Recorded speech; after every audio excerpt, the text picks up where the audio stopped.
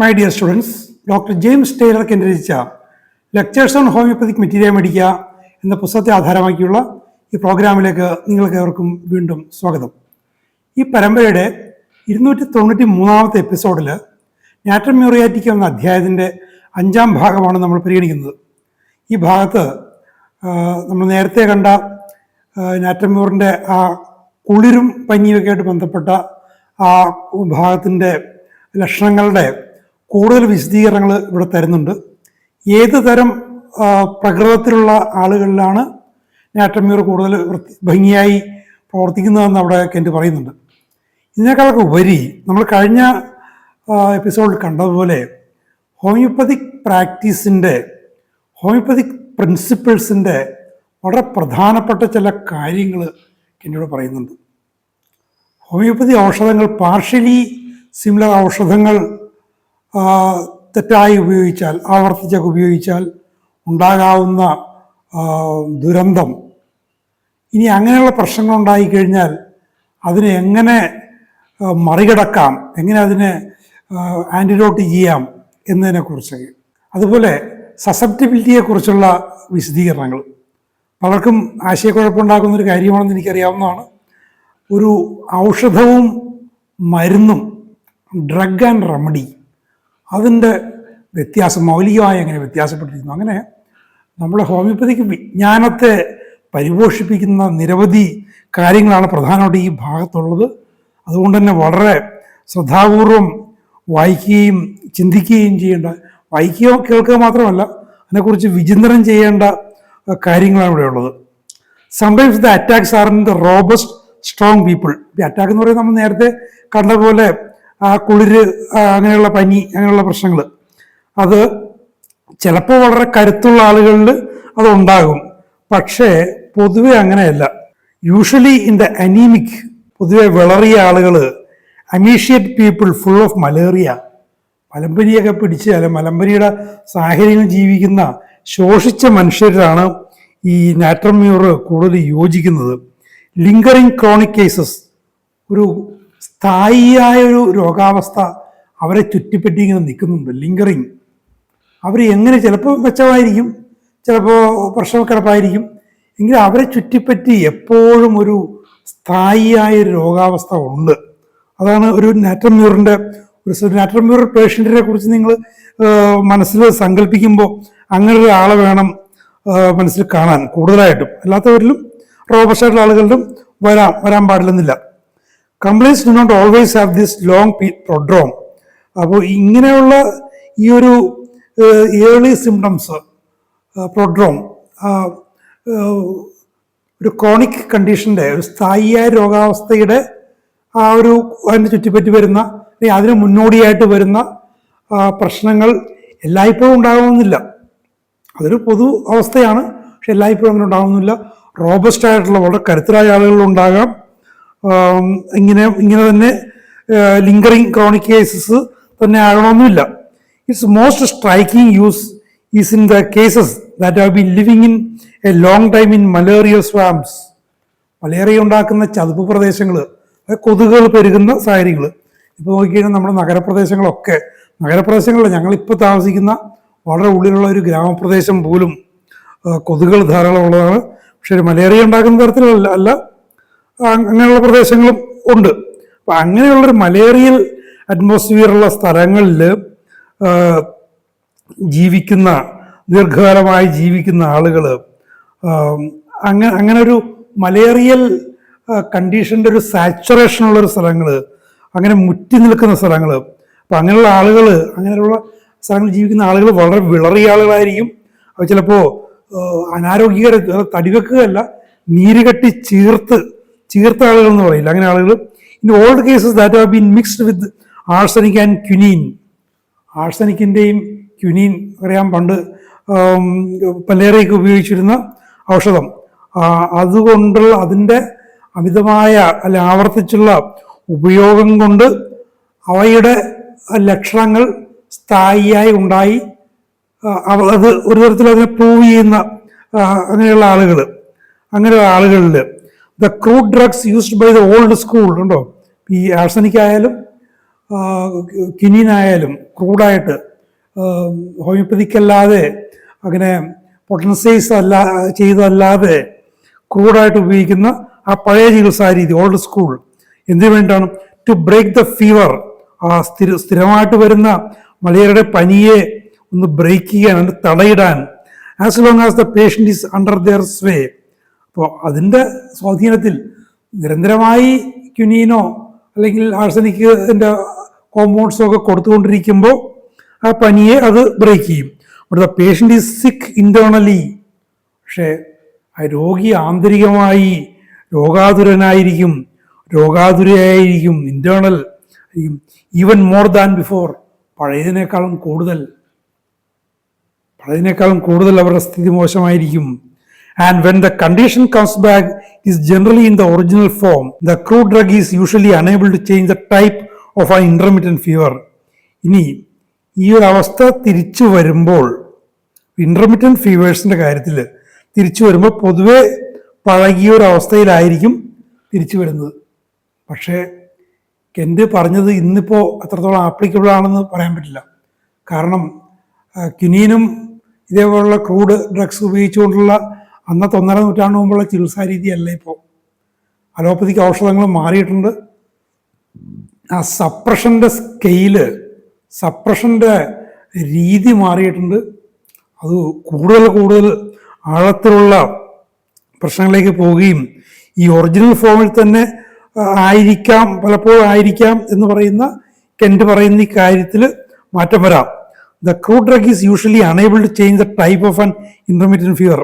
Kent പറയാൻ ഒരു ന്യായം പറയുന്നത്, ഇന്റർമീഡിയറ്റ് ഫീവറിന്റെ രൂപം മാറ്റാൻ ക്രൂഡ് ഡ്രഗിന് കഴിവില്ലെന്നാണ് പറയുന്നത്. പക്ഷെ കെന്റ് അന്ന് ഉദ്ദേശിക്കുന്ന തരം ക്രൂഡ് ഡ്രഗ് അല്ല ഇന്നുള്ളത്. മാറ്റം വരാം. ഇന്നിപ്പോൾ ആളുകൾ കൂടുതലും ക്യാൻസർ രോഗികൾ, കിഡ്നി രോഗികൾ, കരൾ രോഗികൾ ഇതൊക്കെ മാറ്റി വെക്കുന്നു. അങ്ങനെയുള്ള ഒരു വിഷമവൃത്തത്തിൽപ്പെട്ട് കിടക്കുന്ന ആളുകളാണ്. അപ്പോൾ ഈ ഒരു സാഹചര്യം ആയിരിക്കണമെന്നില്ല ഇപ്പോൾ. ഇനി വളരെ പ്രധാനപ്പെട്ട ഒരു നിരീക്ഷണം കെറ്റിയോടെ പറയുകയാണ്. ഇനി ഹോമിയോപ്പതിക്ക് റെമഡിയാണ് ഉപയോഗിക്കുന്നതിരിക്കട്ടെ. അങ്ങനെ വരുമ്പോൾ ഉണ്ടാകുന്നൊരു പൊതുവേ സംഭവിച്ചു പോരുന്നൊരു തെറ്റ്.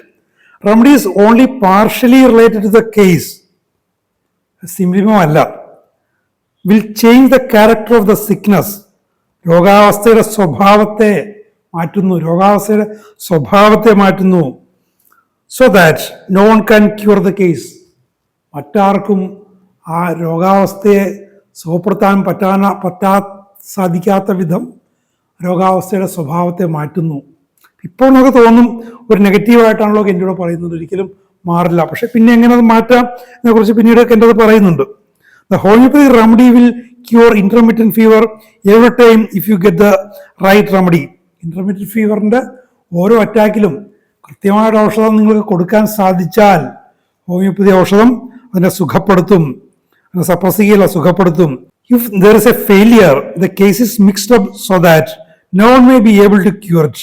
ഈ കാര്യത്തിൽ ഒരു ഫെയിലിയർ ഉണ്ടായിക്കഴിഞ്ഞാൽ, ഒരു പരാജയം സംഭവിച്ചാൽ പിന്നീട് ആർക്കും അതിനെ സുഖപ്പെടുത്താനാവാത്ത വിധം രോഗാവസ്ഥ മിക്സഡായി പോവും, സമ്മിശ്രമായി പോവും.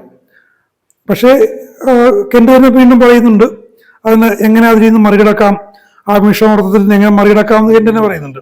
First of all, A master മറ്റ് റിയലൈസ് ദ കേസ്. ഒരു മാസ്റ്റർ, ഹോമിയോപ്പതിയിൽ ഗ്രാഹ്യം സിദ്ധിച്ച ഒരാൾ ആണ് മാസ്റ്റർ എന്ന് പറയുന്നത്. അധ്യാപകനോ പഴക്കം ചെന്ന ഒരാളോ ഒന്നും ആകണമെന്നില്ല, എക്സ്പീരിയൻസ് ആകണമെന്നില്ല. ഹോമിയോപ്പതിയുടെ തത്വങ്ങളിൽ ഗ്രാഹ്യം നേടി അതിൽ നല്ല കൈയടക്കം നേടിയ ഒരാൾ, അയാൾ ആ കേസിൻ്റെ സ്വഭാവത്തെ, ആ രോഗാവസ്ഥയുടെ സ്വഭാവത്തെ ശരിക്കും ഗ്രഹിക്കണം. Realise the case. ആ കേസിനെ കുറിച്ച് നല്ലൊരു ധാരണ ഉണ്ടാകണം. And turn it into order so that it can then be cured. അപ്പോൾ ഇങ്ങനത്തെ ഒരു അവസ്ഥ ഉണ്ടായിക്കഴിഞ്ഞാൽ, അപ്പോൾ നേരത്തെ പറഞ്ഞ നോ വൺ മേ ബി, ആർക്കും അതിനെ സുഖപ്പെടുത്താൻ പറ്റില്ലായിരിക്കും എന്നാണ് പറയുന്നത്.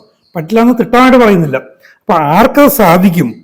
ആർക്കാണ് ഇങ്ങനെ കോംപ്ലിക്കേറ്റഡായി മിക്സ്ഡപ്പായി പോയ കേസുകളെ സുഖപ്പെടുത്താൻ ആർക്കാണ് സാധിക്കുക? ഒരു മാസ്റ്റർക്ക് സാധിക്കും. ആ മാസ്റ്റർ എങ്ങനെയാണ്? അയാൾ ഈ കേസിനെ റിയലൈസ് ചെയ്യണം. അതിലെന്താണ് സംഭവിച്ചത്, കേസിൻ്റെ ഹിസ്റ്ററി, എവിടേക്ക് ഇതൊരു മിക്സിംഗ് അപ്പ് ഉണ്ടായി, എവിടെയൊക്കെ സപ്രഷൻ ഉണ്ടായി, എവിടെയൊക്കെ വെച്ച് ആ രോഗാവസ്ഥയുടെ സ്വഭാവത്തിന് മാറ്റങ്ങൾ വന്നു, അങ്ങനെ അതിനെ റിയലൈസ് ചെയ്യുന്നു. അങ്ങനെ റിയലൈസ് ചെയ്താൽ then turn it into order, അതിനെ ആ ക്രമപ്പെടുത്തണം. ആ മിക്സിംഗ് അപ്പിൽ നിന്നും സപ്രഷൻ അതിനെ ക്രമപ്പെടുത്തണം. എന്തിനു വേണ്ടിയിട്ടാണ്? So that it can then be cured, അതിനെ പിന്നീട് സുഖപ്പെടുത്താൻ കഴിവുള്ളതാകും വിധം. അപ്പോൾ ഒറ്റയടിക്കുള്ള ക്യൂർ അല്ല അവിടെ നടക്കുന്നത്. ആദ്യം ആ ഒരു കൺഫ്യൂഷനിൽ നിന്നും ആ ഒരു മിക്സിംഗ് അപ്പിൽ നിന്നും അതിനെ പുറത്തു കൊണ്ടുവരണം. പുറത്തു കൊണ്ടുവരാൻ പ്രാക്ടീഷണർ എന്താ ചെയ്യേണ്ടത്? അതിൻ്റെ സ്വഭാവത്തെക്കുറിച്ച്, ആ പേഷ്യൻ്റെ അവസ്ഥയെക്കുറിച്ച് അയാൾക്ക് നല്ലൊരു ഗ്രാഹ്യം ഉണ്ടാകണം. അയാൾ അതിനെ റിയലൈസ് ചെയ്യണം. അതിൻ്റെ വസ്തുതകൾ അയാൾ മനസ്സിലാക്കി ആ സങ്കീർണതകളിൽ നിന്നും അതിനെ മോചിപ്പിച്ച് കഴിഞ്ഞാൽ പിന്നെ അതിനെ ഹീൽ ചെയ്യാൻ പറ്റും. അതാണ് അതിൻ്റെ വഴി. ഇതിനെക്കുറിച്ച് കൂടുതൽ കൃത്യമായിട്ടൊരു ഔഷധം പറഞ്ഞുകൊണ്ട് കണ്ടത് പറയുന്നുണ്ട് പിന്നീട്. There are few men who never spoil a case of ache because many cases come from partially developed masked cases, the symptoms not being all out, especially in cases that have taken homeopathic remedies. ഇവിടെ പ്രാക്ടീഷണേഴ്സിന് ഒരു ആത്മവിശ്വാസം കൊടുക്കുന്ന ഒരു വാചകമാണ് എൻ്റെ പറയുന്നത്. ഈ ഒരു ഏക് എന്ന് വെച്ചാൽ ഈ മലേറിയൽ രൂപത്തിലുള്ള അസുഖങ്ങൾ. അപ്പം അങ്ങനെയുള്ള അസുഖങ്ങളെ, അങ്ങനെ ഇടപെട്ട് വരുന്ന തരത്തിലുള്ള അസുഖങ്ങളെ ഒരിക്കലും അലങ്കോലമാക്കിയിട്ടില്ലാത്ത ആളുകൾ കുറവാണ്. അപ്പോൾ അതിനർത്ഥം ഒട്ടുമിക്ക ആളുകളും, ഒട്ടുമിക്ക പ്രാക്ടീഷണേഴ്സും അവരുടെ പ്രാക്ടീസിൻ്റെ ഏതെങ്കിലുമൊക്കെ ഘട്ടത്തിൽ ഇങ്ങനെയുള്ള മലേറിയൽ കേസുകളെ അലങ്കോലമാക്കിയിട്ടുണ്ട്. അപ്പോൾ അത് നമുക്കൊരു ആത്മവിശ്വാസം തരുന്നതാണ്. അപ്പോൾ ഒരു അബദ്ധം പറ്റിപ്പോയാൽ അതിൽ സങ്കടപ്പെടാനോ നിരാശപ്പെടാനോ ഇല്ല. ഒട്ടുമിക്കവർക്കും പറ്റിയിട്ടുള്ള കാര്യമാണ്. ഇനി because many cases come from partially developed mask cases, അതിനൊരു കാരണമുണ്ട്. പലതും പൂർണ്ണമായിട്ടും വികസിച്ചിട്ടില്ല. മാസ്ക്ഡ് കേസസ്, ലക്ഷണങ്ങൾ മറയപ്പെട്ടിരിക്കുകയാണ്, തടസ്സപ്പെട്ടിരിക്കുകയാണ്, മറയ്ക്കപ്പെട്ടിരിക്കുകയാണ്. അത് പലപ്പോഴും മിക്സിംഗ് അപ്പ് കൊണ്ടോ സപ്രഷൻ കൊണ്ടോ ഒക്കെ ആകാം. The symptoms not being all out, എല്ലാ ലക്ഷണങ്ങളും പുറത്തു വന്നിട്ടില്ല. Especially in cases that have taken homeopathic remedies, homeopathic ഔഷധങ്ങൾ ഉപയോഗിച്ച് അതിൻ്റെ നേച്ചർ മാറിപ്പോയ രോഗാവസ്ഥകളിൽ കൃത്യമായിട്ടുള്ള ലക്ഷണങ്ങൾ കിട്ടുകയില്ല. പലപ്പോഴും അങ്ങനെ കിട്ടാതെ വരുന്നത് എന്തുകൊണ്ട് കിട്ടുന്നില്ല എന്നത് മനസ്സിലാക്കാതെ, ആ രോഗാവസ്ഥയെ റിയലൈസ് ചെയ്യാതെ ചികിത്സിച്ചാൽ കൂടുതൽ കുഴപ്പങ്ങളിലേക്ക് പോകും എന്നുള്ളൊരു മുന്നറിയിപ്പാണ് എൻ്റെ ഇവിടെ നമുക്ക് തരുന്നത്. അപ്പം ഇതിൻ്റെ രത്നച്ചുരുക്കം എന്താണ് ഇതിൽ നിന്നും അതിൻ്റെ സത്തയായിട്ട് മനസ്സിലാക്കേണ്ടത്? ഒരു രോഗാവസ്ഥ വരുമ്പോൾ നിലവിലുള്ള ലക്ഷണങ്ങളാണ് ഗൈഡിങ് എന്ന് പറഞ്ഞാൽ പോലും നമ്മൾ നേരത്തെ പലപ്പോഴും പറഞ്ഞിട്ടുള്ളതാണ്, ആ രോഗിയുടെ ഒരു പൂർവ്വകാല ചരിത്രം, ആ പൂർവ്വകാല ചരിത്രത്തിൻ്റെ പശ്ചാത്തലത്തിൽ മാത്രമേ നിലവിലുള്ള അപ്പോൾ കാണിക്കുന്ന ലക്ഷണങ്ങൾക്ക് അർത്ഥവും പ്രസക്തിയും ഉള്ളൂ. അല്ലാതെ പോയാൽ നിങ്ങൾ പരാജയപ്പെടും എന്നുള്ളതാണ്. ഞാൻ അത് എടുത്തു പറയാൻ കാരണം, ഞാൻ മെഡിക്കൽ കോളേജിലൊന്നും പഠിച്ചിട്ടില്ലെങ്കിൽ പോലും നിരവധി ഹോമിയോപാത്സിനെ ഇത് വായിച്ചു തുടങ്ങിയ കാലം മുതൽ ഞാൻ അടുത്തു നിന്നും അകലെ നിന്നും നിരീക്ഷിക്കുന്ന ഒരാളാണ്. ഇന്നും അങ്ങനെ പലരെയും നിരീക്ഷിക്കുന്നുണ്ട്. ഒത്തിരി പേർക്ക് അന്നും ഇന്നും ഒക്കെ സംഭവിച്ചു പോകുന്ന തെറ്റുകൾ ചിലരോട് ഞാൻ നമുക്ക് അടുപ്പുള്ളവരോട് സംസാരിക്കുമ്പോൾ അവർ പറയുന്നതാണ്, ഹോമിയോപ്പതിയിൽ അപ്പം കാണുന്ന ലക്ഷണങ്ങളാണ്, അങ്ങനെ പറയുന്നുണ്ട്, അങ്ങനെ ഹനുമാനും പറയുന്നുണ്ട്, എല്ലാവരും പറയുന്നുണ്ട്, ഒക്കെ ശരിയാണ്. പക്ഷേ അവർ തന്നെ പറയുന്നുണ്ട്, ചരിത്രം, രോഗിയുടെ പൂർവ്വകാല ചരിത്രം ബൈസ്റ്റാൻഡേഴ്സിൽ നിന്നും റിലേറ്റീവ്സിൽ നിന്നും പാരൻസൊക്കെ ഉണ്ടെങ്കിൽ അവരിൽ നിന്നും എടുത്തിരിക്കണമെന്ന് കൂടി പറയുന്നുണ്ട്. അപ്പം അങ്ങനെ എടുക്കുമ്പോഴേ അതിൻ്റെ ഒരു ഡെവലപ്മെൻറ്റ്, ആ ഡെവലപ്മെൻറ്റിൽ വന്നിരിക്കുന്ന സപ്രഷൻസ്, അവിടെ വന്നിരിക്കുന്ന മിക്സിംഗ് അപ്പുകൾ, ഹോമിയോപ്പതി ഔഷധങ്ങൾ കൊണ്ട് തന്നെ വന്നിട്ട് അതിൻ്റെ രോഗത്തിൻ്റെ സ്വഭാവം മാറിപ്പോയത്. അപ്പം അങ്ങനെയൊക്കെ നോക്കാതെ അതിൻ്റെ റിയൽ നേച്ചർ എന്താണെന്ന് മനസ്സിലാക്കാതെ അപ്പോൾ കാണുന്ന ലക്ഷണങ്ങൾ മാത്രം വെച്ചുകൊണ്ട് ചികിത്സിക്കാമെന്ന് കരുതിയാൽ പരാജയത്തിലേക്ക് പോകും എന്നുള്ള കാര്യമാണ് കെൻ്റ് ഇവിടെ പല തരത്തിലുമായി പറഞ്ഞു തരുന്നത്. അത് ശരിക്ക് മനസ്സിലാക്കിക്കൊള്ളുക. പഴകിയ രോഗാവസ്ഥകൾ ചികിത്സിക്കേണ്ടി വരുമ്പോൾ നിങ്ങൾക്കിത് വളരെയധികം ഉപകരിക്കും. The homeopathy failures are the worst failures on earth. ഞാൻ ഒരിക്കലും മറക്കാത്ത, അന്ന് ഞാൻ അടിവരയിട്ടിട്ട് അന്ന് ഞാൻ വായിച്ച ഡേറ്റ് കൂടി ഞാൻ എഴുതി വെച്ചു. 1989 സെപ്റ്റംബർ മാസത്തിൽ. ഇതിനു മുമ്പ് ലൈബ്രറിയിലെ പുസ്തകത്തിൽ ഞാൻ വായിച്ചിട്ടുണ്ട്. സ്വന്തമായിട്ട് 89 ഈ പുസ്തകം വാങ്ങിയ ശേഷം വായിച്ചപ്പോൾ ഞാൻ എഴുതി വെച്ചു 1989 സെപ്റ്റംബർ. കാരണം അത്രയ്ക്ക് പ്രധാനപ്പെട്ട ഒരു കാര്യമാണ്. The homeopathic failures are the worst failures on earth. Homeopathy കൊണ്ട് സംഭവിക്കുന്ന പരാജയങ്ങളാണ് ഏറ്റവും മോശം പരാജയങ്ങൾ. ഡ്രഗ്സ് ഉപയോഗിച്ചുകൊണ്ട് വരുന്ന ആൾട്ടറേഷനേക്കാൾ മോശമാണ് പൊട്ടൻസൈസ്ഡ് ആയിട്ടുള്ള പാർഷ്യലി സിമിലർ ആയിട്ടുള്ള ഔഷധങ്ങൾ. കാരണം പൊട്ടൻസൈസ്ഡ് ഔഷധങ്ങൾ അത് പാർഷ്യലി ആണെങ്കിലും സിമിലർ ആകുമ്പോൾ ആ പേഷ്യൻറ്റിൻ്റെ വൈറ്റാലിറ്റിയുമായിട്ട് അത് കറസ്പോണ്ട് ചെയ്യും. പാർഷ്യലായിട്ടെങ്കിലും ആൻറ്റഗണിസ്റ്റിക് ആയിട്ട് കറസ്പോണ്ട് ചെയ്യും. എവിടെയാണ് ക്യൂറേറ്റീവായിട്ടല്ല, ദോഷകരമായി വിരുദ്ധമായ രീതിയിൽ അതിനെ കറസ്പോണ്ട് ചെയ്യും, റിയാക്ട് ചെയ്യും. അങ്ങനെ വരുമ്പോൾ ഏറ്റവും മോശമായ പരാജയങ്ങൾ സംഭവിക്കും. അതിൽ നിന്ന് പുറത്ത് കിടക്കുക എന്ന് പറയുന്നത് കൂടുതൽ ബുദ്ധിമുട്ടുള്ളതായിരിക്കും. അതും എന്നും ഓർത്തിരിക്കുക. അതുകൊണ്ട് ഞാൻ വളരെ ചുരുക്കമായുള്ള സാഹചര്യങ്ങളിലും മാത്രമേ, ഇപ്പോഴല്ല, പണ്ട് ഇതൊക്കെ വായിക്കുന്ന കാലത്ത് ചില കേസുകൾ ഞാൻ ഡീൽ ചെയ്തിട്ടുള്ളൂ. അപ്പോഴും എനിക്കൊരു 100% ബോധ്യം വരാതെ ഞാൻ ഒരിക്കലും ഒരു പൊട്ടൻസി ആർക്കും കൊടുത്തിട്ടില്ല. വളരെ ചുരുക്കമായിട്ട് അങ്ങനെ ചെയ്തിട്ടുള്ളൂ. അപ്പോഴും കാരണം എൻ്റെ മനസ്സിൽ അന്നും ഇന്നും നിൽക്കുന്നൊരു കാര്യമാണ് homeopathy failures are the worst failures on earth. അത് എപ്പോഴും ഓർത്തേക്കുക. വിശേഷം ഇൻഡിസ്ക്രിമിനേറ്റ് റിപ്പിറ്റേഷൻ അങ്ങനെയൊക്കെ ചെയ്യുമ്പോൾ, എന്ത് ന്യായീകരണത്തിൻ്റെ പേരിലാണെങ്കിലും അങ്ങനെ ചെയ്യുമ്പോൾ അത് ഓർത്തേക്കുക. Natrum mur is irregular enough in its nature. നാറ്റംമ്യൂറിൻ്റെ ഒരു സ്വഭാവം ഒരു ഇറഗുലറാണ്. അതിൻ്റെ റെഗുലർ ഫോമിൽ ഒരു ക്രമമായ രീതിയില്ല. അതെപ്പോഴും ക്രമരാഹിത്യം നാറ്റംമ്യൂറിൻ്റെ തനത് സ്വഭാവത്തിലുണ്ട്. എന്തിനു വേണ്ടിയാണ്? To develop the chills into regularity. ഇതിൻ്റെ പ്രയോഗം നാറ്റംമ്യൂറിലുള്ള ഇറഗുലർ, ഒരു ക്രമരഹിതമല്ല, എവിടെയും മാറ്റങ്ങൾ വരാം.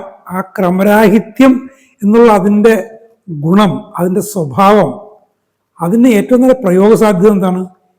ക്രമമില്ലാതെ വരുന്ന ഈ കുളിര്, മലേറിയയുമായിട്ടൊക്കെ ബന്ധപ്പെട്ട പോലുള്ള സാഹചര്യങ്ങൾ വരുന്ന ക്രമമില്ലാതെ വരുന്ന കുളിരിനെ, കുളിരും പനിയും എന്നൊക്കെ പറയുന്ന, വിറയലും വിറച്ചു തുള്ളുന്ന പനി എന്നൊക്കെ നമ്മൾ പറയും. ഈ പാശ്ചാത്യ രാജ്യങ്ങളിൽ പറയുന്നതായിട്ടുള്ള മാറ്റം നമ്മുടെ നാട്ടിലുണ്ട്. അങ്ങനെയുള്ളതിനെ ക്രമത്തിലേക്ക് കൊണ്ടുവരാൻ ഈ നാറ്റംമ്യൂറിൻ്റെ തനതായ ക്രമരാഹിത്യത്തെ നമുക്ക് ഉപയോഗിക്കാനാവും. When it has come into better order wait. ഇനി അങ്ങനെ ഒരു മെച്ചപ്പെട്ടൊരവസ്ഥയിലേക്ക് ഒരു ചില്ലിനെ, ഒരു ഇറഗുലർ ചില്ലിനെ നമ്മൾ കൊണ്ടുവന്നിരിക്കട്ടെ. കാത്തിരിക്കുക. എന്തിനാണ്? Either the whole case will subside. ചിലപ്പോൾ ആ ഒറ്റ പരിപാടി കൊണ്ട് തന്നെ, ആ ഒറ്റ ഘട്ടം കൊണ്ട് തന്നെ മൊത്തം അവസ്ഥ മെച്ചപ്പെടും, രോഗാവസ്ഥ മെച്ചപ്പെടും. Or another remedy will be clear. അല്ലെങ്കിൽ മറ്റൊരൗഷധം, വാസ്തവത്തിൽ ആ രോഗിക്ക് കൊടുക്കേണ്ടിയിരുന്ന മറ്റൊരൗഷധത്തിന് അതിനെ ചൂണ്ടിക്കാണിച്ചു തരുന്ന ലക്ഷണങ്ങൾ തെളിഞ്ഞു വരും. രണ്ടാണെങ്കിലും അവിടുത്തെ കീവേഡ് എന്താണ്? Must wait. കാത്തിരിക്കുക. There are other remedies that can turn cases in order. മറ്റു പല ഔഷധങ്ങളുമുണ്ട്. അപ്പോൾ സിമിലർ അനുസരിച്ച് മറ്റൊരു ഔഷധം തെളിഞ്ഞു വരാം. Often cases spoiled by homoeopathy can be turned in order by sepia.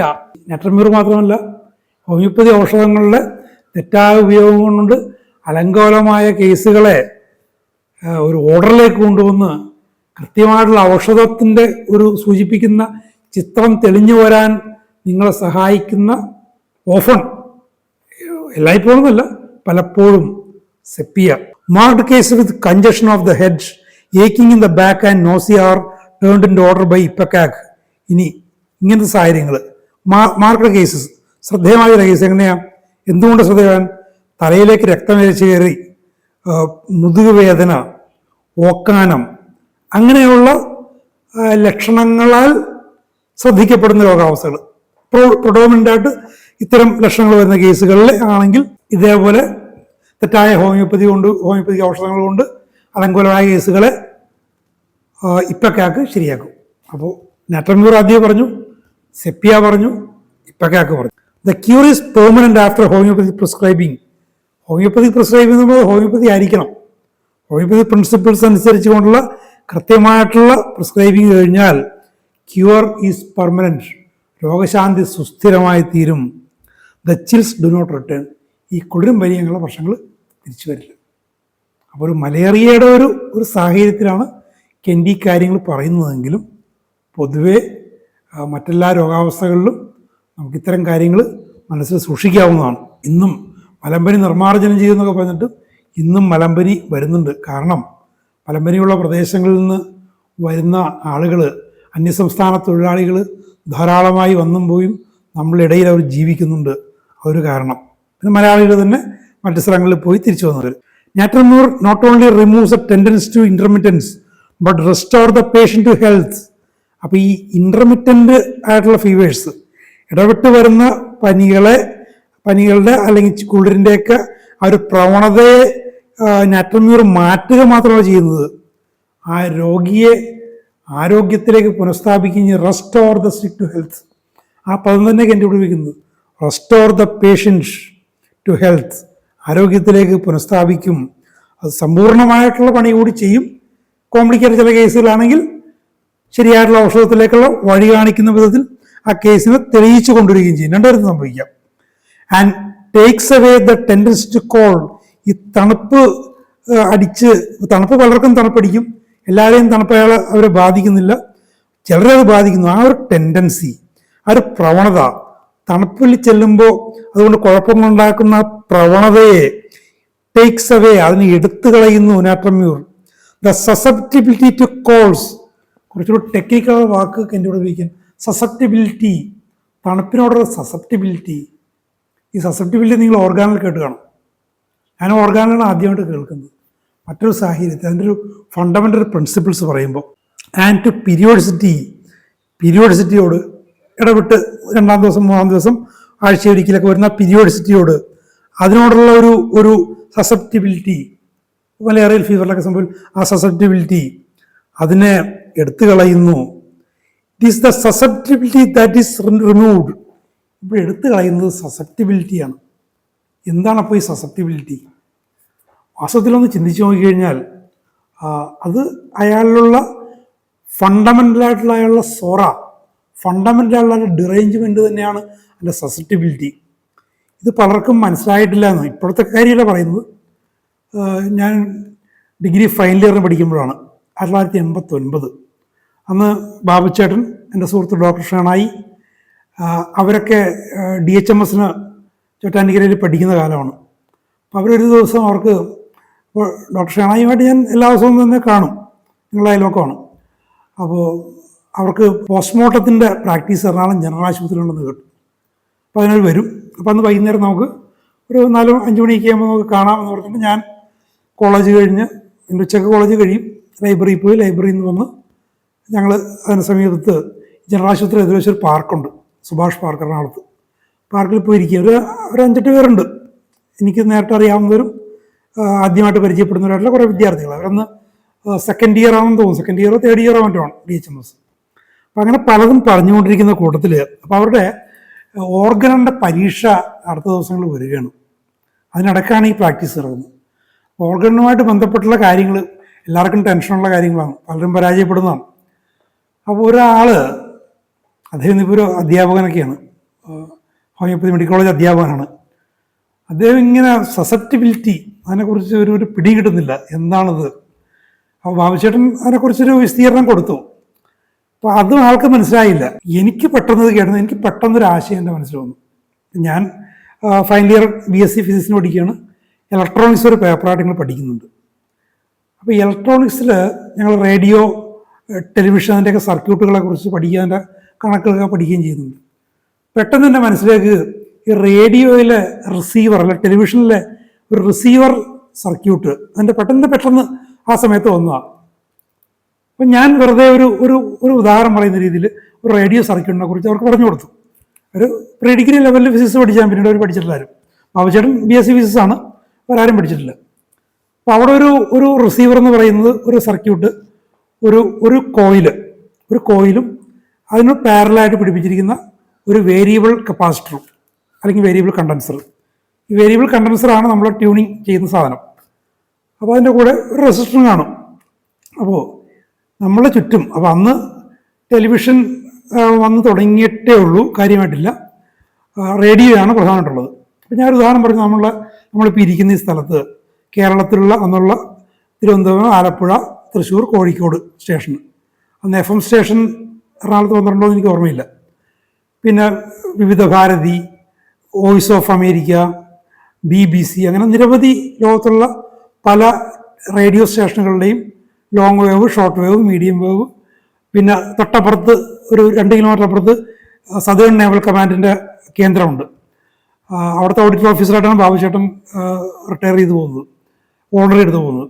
അപ്പോൾ അവിടെ അവരുടെ മിലിറ്ററി അല്ലെങ്കിൽ ഡിഫൻസ് കമ്മ്യൂണിക്കേഷൻ ഉപയോഗിക്കുന്ന നിരവധി ഫ്രീക്വൻസികൾ, അജ്ഞാതമായ ഫ്രീക്വൻസികൾ, ഇതെല്ലാം നമ്മൾ ഈ ചുറ്റുപറ്റത്ത് പോകുന്നുണ്ട്. പക്ഷെ നമ്മളിവിടെ റേഡിയോ ഓൺ ചെയ്ത് വെച്ചാൽ ഇത് എല്ലാ സ്റ്റേഷനും അതിൽ കയറി വരില്ല. കയറി വരുന്നത് എങ്ങനെയാണ്? ഈ റിസീവർ സർക്യൂട്ടിലെ കപ്പാസിറ്ററുടെ കപ്പാസിറ്റൻസ് നമ്മൾ കൺട്രോൾ ചെയ്യുന്നു, ട്യൂണർ വെച്ച് കൺട്രോൾ ചെയ്യുന്നു.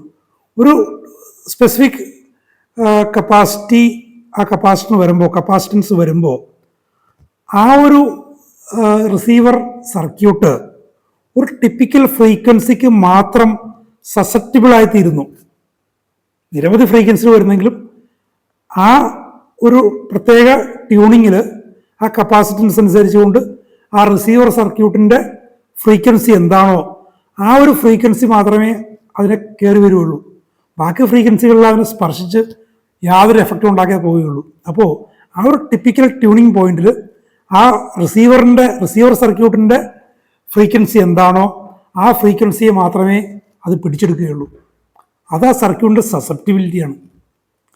ആ ഫ്രീക്വൻസി ഏത് സ്റ്റേഷൻ്റെയാണോ അതിൽ പ്രക്ഷേപണം ചെയ്യുന്ന പരിപാടികളായിരിക്കും നമ്മുടെ റേഡിയോയിൽ കേൾക്കുന്നത്, വേറൊന്നും കേൾക്കില്ല. വേറെ തരംഗങ്ങൾ നിരവധി വന്നു പോകുന്നുണ്ട്. നല്ല റേഡിയോയുടെ സസെപ്റ്റിബിലിറ്റിയാണ്. ഇത്രയും പറഞ്ഞതുകൂടി ഈ പറഞ്ഞ സംശയം പറഞ്ഞാൽ പൊട്ടിച്ചിരിച്ചു. അതൊക്കെ കാര്യം മനസ്സിലായി. അപ്പോൾ സൾഫറിനൊരു പേഷ്യൻ്റ് അയാളുടെ രോഗാവസ്ഥയുടെ, അയാളുടെ വൈറ്റൽ ഡിറേഞ്ച്മെൻറ്റിൻ്റെ അവസ്ഥ സൾഫറിന് കറസ്പോണ്ടിങ് ആണെങ്കിൽ, സൾഫറിൻ്റെ ലക്ഷണങ്ങൾ കറസ്പോണ്ടിങ് ആണെങ്കിൽ അവിടെ നിരവധി ഔഷധങ്ങളുണ്ട്. ആഴ്സനിക്കുണ്ട്, കൽക്കേറിയുണ്ട്, പലതുമുണ്ട്. ഇതൊന്നും കൊടുത്താൽ അവിടെ ഏൽക്കില്ല. സൾഫർ കൊടുത്തു കഴിഞ്ഞാൽ ആ ലക്ഷണങ്ങളുടെ സിമിലാരിറ്റി കൊണ്ട് അയാളുടെ ആ പേഴ്സൻ്റെ, ആ വ്യക്തിയുടെ ഡിറേഞ്ച്ഡ് വൈറ്റൽ സിസ്റ്റം, ആ വൈറ്റാലിറ്റി ആ ഒരു ഔഷധത്തോട് മാത്രം സസെപ്റ്റിബിൾ ആകും. അപ്പോൾ ആ ഒരു ഔഷധം അയാൾ വർക്ക് ചെയ്യും. മറ്റ് ഔഷധങ്ങൾ വർക്ക് ചെയ്യണമെന്നില്ല. പാർഷ്യലി സിമിലർ ആണെങ്കിൽ വർക്ക് ചെയ്തെന്നിരിക്കാം പാർഷ്യലായിട്ട്. അല്ലാതെ ഒരു ബന്ധമില്ലാത്തൊരു ഔഷധമാണെങ്കിൽ യാതൊരു വർക്കും ഉണ്ടാവില്ല. അപ്പോൾ അതാണ് ആ ഒരു അയാളുടെ ഡിറേഞ്ച്ഡ് വൈറ്റൽ കണ്ടീഷൻ്റെ സസെപ്റ്റിബിലിറ്റി എന്ന് പറയുന്നത്. അത് തന്നെയാണ് ആ കാര്യം പറഞ്ഞപ്പോഴേക്കും അവർക്ക് മനസ്സിലായത്. പിന്നീടും വർഷങ്ങൾക്ക് ശേഷവും ഒരു 2-3 വർഷങ്ങൾക്ക് മുമ്പ് ബാബുചേട്ടൻ മരിച്ച സമയത്ത് ഞാൻ ഈ പറയുന്ന വ്യക്തിയായിട്ട് ഞാൻ കണ്ടു സംസാരിച്ചു. അപ്പോഴും ആ പഴയ കാര്യം ഓർത്തങ്ങനെ പറയുകയായിരുന്നു. ഇവിടെയും അതാണ് പറഞ്ഞു വരുന്നത്. നമ്മൾ ഈ സസെപ്റ്റിബിലിറ്റി, ആ ഒരു ടെൻഡൻസി, തണുപ്പിനോടുള്ള സസെപ്റ്റിബിലിറ്റി, പീരിയോഡ്സിലുള്ള സസെപ്റ്റിബിലിറ്റി അതിൻ്റെ അടുത്ത് കളയുന്നു. It is the susceptibility that is removed. എല്ലാ ഔഷധങ്ങളും ചെയ്യുന്നത് തന്നെയാണ്. ഒരു സൾഫർ കേസാണെങ്കിൽ ആ സസെപ്റ്റിബിലിറ്റി കളയുന്നത് സൾഫർ കൊണ്ടായിരിക്കും. സൾഫർ കൊടുക്കുമ്പോൾ സംഭവിക്കുന്നതും അയാളുടെ ആ സസെപ്റ്റിബിലിറ്റി പോവുകയും ചെയ്യുന്നത്, അയാൾ ഹീൽഡാകുകയും ചെയ്യുന്നത്. ഇത് പറഞ്ഞുകൊണ്ടിരിക്കുന്ന സമയത്ത് ഞാൻ ഒരു ടിപ്പിക്കൽ സൾഫർ കണ്ടീഷനിലാണ് നിൽക്കുന്നത്. എനിക്കതിനെക്കുറിച്ചൊരു ഏകദേശ ധാരണയുണ്ട്, പക്ഷേ എനിക്കൊരു ഉറപ്പ് വന്നിട്ടില്ല. ഉറപ്പ് വന്നത് കുറേ മാസങ്ങൾക്ക് ശേഷമായിരുന്നു. ഞാൻ കഴിക്കുകയും ഒറ്റ ഡോസ് 200 കഴിക്കുകയും സൂപ്പറുകയും ചെയ്തു. അപ്പോൾ അതാണ് സസെപ്റ്റിബിലിറ്റിയുടെ condition. Homoeopathic treatment tends to simplify the human economy. അടുത്തൊരു പ്രധാനപ്പെട്ട കാര്യം, ഹോമിയോപ്പതിക് ഔഷധങ്ങൾ എന്താണ് ചെയ്യുന്നത്? ഹ്യൂമൻ എക്കോണമി, വൈറ്റാലിറ്റി, ഒരു വ്യക്തിയുടെ വൈറ്റൽ സിസ്റ്റം, അതിനെ പറയുന്ന മറ്റൊരു വാക്കാണ് എക്കോണമി, ഹ്യൂമൻ എക്കോണമി. ആ ഹ്യൂമൻ എക്കോണമിയെ സിംപ്ലിഫൈ ചെയ്യുന്നു. അപ്പോൾ സിംപ്ലിഫൈ ചെയ്യുന്നു പറയുമ്പോൾ അത് നേരത്തെ കോംപ്ലിക്കേറ്റഡ് ആയിരുന്നു. എങ്ങനെയാണ് കോംപ്ലിക്കേറ്റഡ് ആവുന്നത്? അപ്പോൾ സോറ, മറ്റ് സ്ഥായിയായിട്ടുള്ള ഡിസീസ് കണ്ടീഷൻസ്, വൈറ്റൽ ഡിറേഞ്ച്മെൻറ്റ്സ്, അതുകൊണ്ട് കോംപ്ലിക്കേറ്റഡ് ആയിരിക്കുന്ന അല്ലെങ്കിൽ സിക്കായിരിക്കുന്ന ഒരു വ്യക്തിയുടെ, രോഗിയുടെ വൈറ്റൽ എക്കോണമിയെ, വൈറ്റൽ സിസ്റ്റത്തെ ഹോമിയോപ്പതി ഔഷധങ്ങൾ ലളിതമാക്കുന്നു, സിംപ്ലിഫൈ ചെയ്യുന്നു. എത്ര മനോഹരമായിട്ട് പറയുന്നത്. അപ്പോൾ സസെപ്റ്റിബിലിറ്റി മാറിക്കഴിഞ്ഞാൽ സംഭവിക്കുന്നതാണ് രോഗിയുടെ വൈറ്റൽ എക്കോണമി, രോഗിയുടെ ആ രോഗാവസ്ഥ ലളിതമായി തീരുന്നു. ദ ഹ്യൂമൻ എക്കോണമി, മനുഷ്യൻ്റെ ഒരു ആന്തരിക അവസ്ഥ, ആരോഗ്യാവസ്ഥ, സങ്കീർണമായിരുന്ന ആരോഗ്യാവസ്ഥ ഹോമിയോപ്പതി റെമഡിയിലൂടെ ലളിതമായി തീരുന്നു. And make diseases more easily managed. ആ ഒരു അവസ്ഥയിൽ അയാൾ ബാക്കി നിൽക്കുന്നുണ്ടെങ്കിൽ അതിനെ എളുപ്പത്തിൽ മാനേജ് ചെയ്യാൻ പറ്റും. എൻ്റെ തന്നെ ഉദാഹരണം പറയാം. ഈ സംഭവത്തിന് ശേഷം ഏതാനും മാസങ്ങൾക്ക് ശേഷം ഞാൻ സൾഫർ കഴിക്കുന്നത്. പക്ഷെ അതുകൊണ്ട് പൂർണ്ണമായ രോഗശാന്തി വന്നില്ല. പിന്നീട് ഞാൻ ട്രയോയിലേക്ക് വന്നു. ബാബുചേട്ടനാണത് എന്നെ ഗൈഡ് ചെയ്തത്. ട്രയോയിലേക്ക് വന്നു, കൽക്കേറിയയിൽ തുടങ്ങി, കൽക്കേറിയയിലേക്ക് പൊടി സൾഫർ, അങ്ങനെ കുറേ സൈക്കിളിലൂടെയാണ് എനിക്ക് പിന്നീട് എൻ്റെ പ്രശ്നങ്ങൾ മാറിയത്. അപ്പോൾ സൾഫറിലൂടെ പൂർണ്ണമായിട്ട് സൗഖ്യം വന്നെന്ന് തോന്നി. കാരണം ഞാൻ അന്ന് അനുഭവിച്ചിരുന്ന, അല്ലെങ്കിൽ ഓർമ്മ വെച്ച കാലം മുതൽ അനുഭവിച്ചിരുന്ന നിരവധിയായ പ്രശ്നങ്ങളിൽ ഒട്ടുമിക്കവാറും മാറിപ്പോയപ്പോൾ എനിക്ക് രോഗശാന്തി പൂർണ്ണമായിട്ടും കിട്ടിയെന്ന് തോന്നി. പിന്നീടാണ് ചില പ്രശ്നങ്ങൾ ഉയർന്നു വന്നത്. അപ്പോൾ അവിടെയും സംഭവിച്ചതാണ് എന്താണ്, ഈ മോർ ഈസിലി മാനേജ്ഡ്, എളുപ്പത്തിൽ മാനേജ് ചെയ്യാൻ പറ്റുന്ന തരത്തിൽ സിംപ്ലിഫൈ ചെയ്യപ്പെട്ടു. പിന്നീട് എൻ്റെ കൽക്കേറിയ ലൈക്കോപോഡിയം പോലുള്ള ആ ഒരു സൈക്കിളിൽ ഒരു ഭക്ഷണം ചെയ്യുന്നപ്പോഴേക്കും മാറിപ്പോയി, സിംപ്ലിഫൈ ചെയ്യപ്പെട്ടു. ഇതാണ് സംഭവിക്കുന്നത്. Unless this susceptibility is eradicated, ഇത്തരം സസെപ്റ്റിബിലിറ്റിയെ അവിടെ നിർമ്മാർജ്ജനം ചെയ്തില്ലെങ്കിൽ man goes down lower and lower. ആ മനുഷ്യൻ്റെ അവസ്ഥ, അയാളുടെ ജീവന്റെ അവസ്ഥ, അയാളുടെ ആരോഗ്യത്തിൻ്റെ അവസ്ഥ താഴേക്ക് പോയിക്കൊണ്ടിരിക്കും. Into emaciation from above downwards. അങ്ങനെ രോഗാവസ്ഥ സ്ഥിതി താഴേക്ക് പോയി അയാളുടെ ശരീരം അതുപോലെ ശോഷിച്ച് വരും. പക്ഷെ ഇവിടെ എങ്ങനെയാണ്, നേരത്തെ പറഞ്ഞ പോലെയല്ല, താഴെ നിന്ന് മേലേക്കല്ല ശോഷിക്കുന്നത്, മുകളിൽ നിന്ന് താഴേക്ക് ശോഷിച്ചു വരും. എത്ര മനോഹരമായിട്ട് എൻ്റെ ഹോമിയോപ്പതിയുടെ തത്വങ്ങളും മനുഷ്യൻ്റെ രോഗത്തെക്കുറിച്ചുള്ള ആന്തരിക രഹസ്യങ്ങളും ഹോമിയോപ്പതിക്ക് ഔഷധങ്ങൾ പ്രവർത്തിക്കുന്ന രീതിയും അത് എങ്ങനെ മാനിഫെസ്റ്റ് ചെയ്യപ്പെടുന്നു എന്നുള്ള രീതിയും ഒരു പ്രാക്ടീഷണർ എങ്ങനെ എത്ര ജാഗ്രതയോടെ അവയെ സമീപിക്കണമെന്ന രീതിയിലും അബദ്ധങ്ങൾ ഉണ്ടായാൽ തന്നെ എങ്ങനെ അതിനെ മറികടക്കണം എന്നൊക്കെ എത്ര മനോഹരമാണ് എന്നോട് പറയുന്നത്. അപ്പോൾ അതൊക്കെ ശരിക്കും ഗ്രഹിക്കുക. വിജയകരമായ പ്രാക്ടീസിന് ഇതൊക്കെ നിങ്ങൾ ഉപകരിക്കും. വിജയകരം എന്ന് പറയുമ്പോൾ എന്തെങ്കിലും അലറയിലുള്ള അസുഖങ്ങളൊക്കെ സുഖപ്പെടുത്തി അങ്ങോട്ട് തട്ടിമുട്ടി മുന്നോട്ട് പോവുകയല്ല. എല്ലാവരും ഉപേക്ഷിക്കപ്പെട്ട, ഇനി രക്ഷയില്ല എന്ന് പറയുന്ന രോഗാവസ്ഥകളെപ്പോലും, അങ്ങേയറ്റം സങ്കീർണമെന്ന് പറയുന്ന രോഗാവസ്ഥകളെപ്പോലും സുഖപ്പെടുത്തി രോഗികളെ അത്ഭുതകരമായ രോഗശാന്തിയിലേക്ക്, ആ ഡോക്ടറുടെ കൈപ്പുണ്യം എന്നൊക്കെ പറഞ്ഞ് ചിലരൊക്കെ പറയുന്നതല്ലേ, കൈപ്പുണ്യമൊന്നുമല്ല, അവർ അത്രക്ക് ഫെയ്ത്ത്ഫുള്ളായിട്ട് അത്രക്ക് കഷ്ടപ്പെട്ട് പഠിച്ച് പ്രാക്ടീസ് ചെയ്യുന്നതുകൊണ്ടാണ്. അപ്പോൾ ആ ഒരു അവസ്ഥയിലേക്കാണ് വിദ്യാർത്ഥികളായ നിങ്ങളെല്ലാവരും വിളിക്കപ്പെട്ടിരിക്കുന്നത്. അതിലേക്ക് എത്തിച്ചേരാൻ ഇത് തീർച്ചയായിട്ടും ഉപകരിക്കും. ഇതേപോലുള്ള കാര്യങ്ങൾ തുടർന്നും വരും. നമുക്ക് അടുത്ത എപ്പിസോഡിൽ അവ കേൾക്കാം. Thank you very much for watching.